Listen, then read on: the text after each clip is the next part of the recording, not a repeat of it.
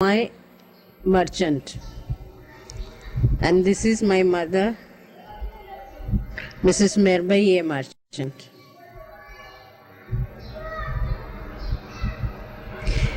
We first came to know about Baba in round about 1932 or so. But mummy had to go many times and she could not contact Baba. But finally one day she met Baba at Baria Kaka's place. And since then, off and on, whenever he used to come to Bombay, we used to visit him.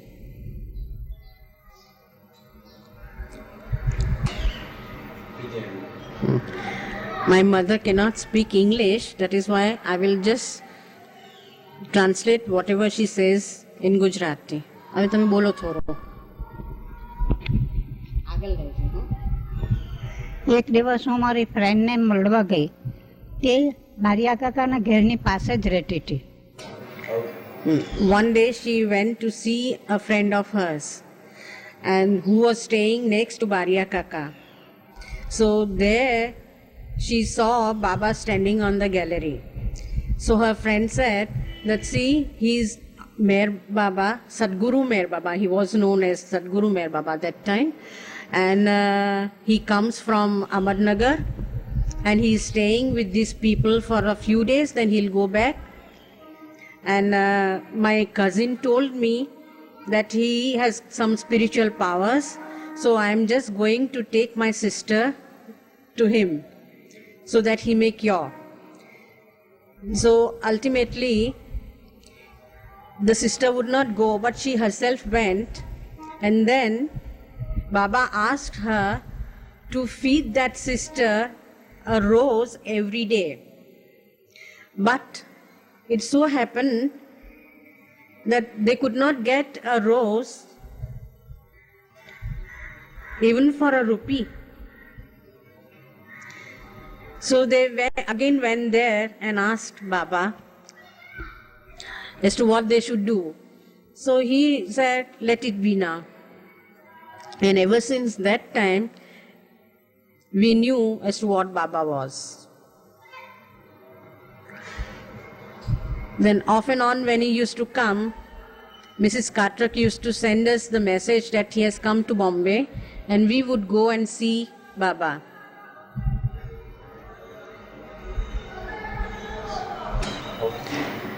At times, Mr. Dada Chandji used to come and inform us as to Baba was in Bombay or not. And then he would also bring some messages for us, and we would send some message for Baba. Even in difficulty also we would consult Baba, and he would send some word or sometimes a letter, and Chandji used to write to us off and on. And whenever he was in Bombay, he would drop in. Then my brother was to be operated for appendix, but Baba said he should not be operated. But an emergency arose and he had to be operated. That is one order that we broke. We could not carry it out because according to the doctors, it was to be operated. Now I'll just tell you about my mother, as how she used to go and meet Baba, because she was so very much attracted to Baba that as soon as she heard, she wanted to go and have Baba's darshan. But my grandmother was against and she would not allow. That is why under some pretext or the other, she would go and have Baba's darshan, and then after coming back, she will just undress and be at home. And whenever she was asked as to when did you come, she said, I came long ago. I was here in the house only.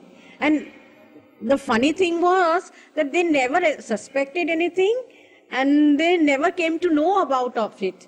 And they would not flare up also. Otherwise, if she was late by 5-10 minutes also, more than what was expected, then they would start questioning, actually.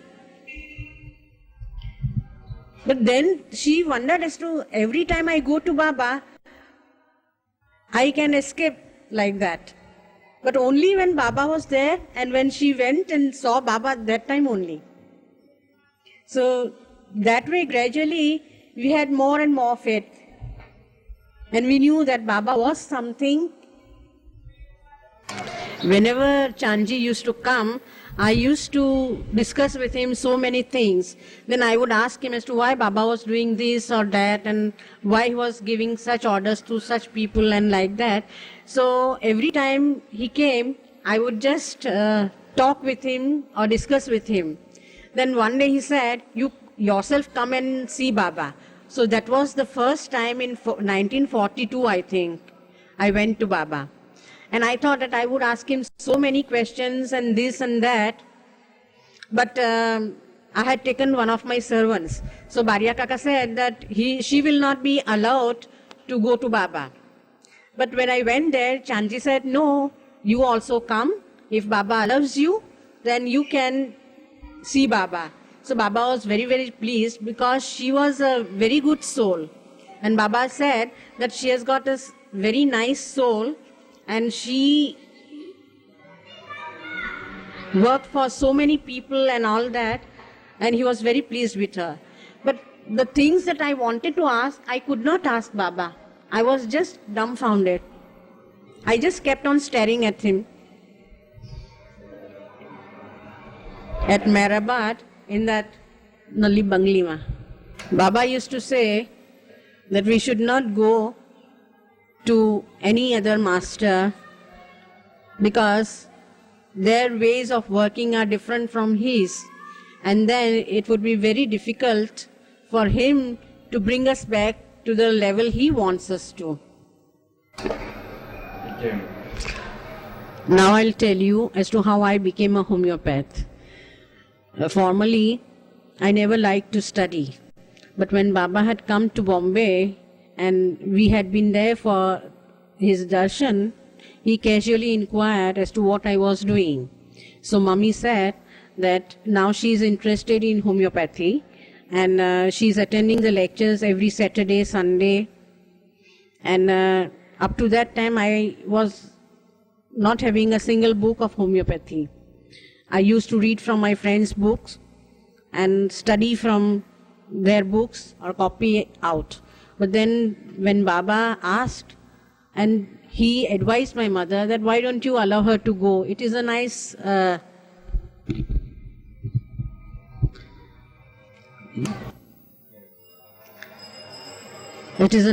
occupation, and I started studying ever since then. And I used to read till 2 or 3 in the night, which I could not, because as soon as I would open a book, I would go to sleep.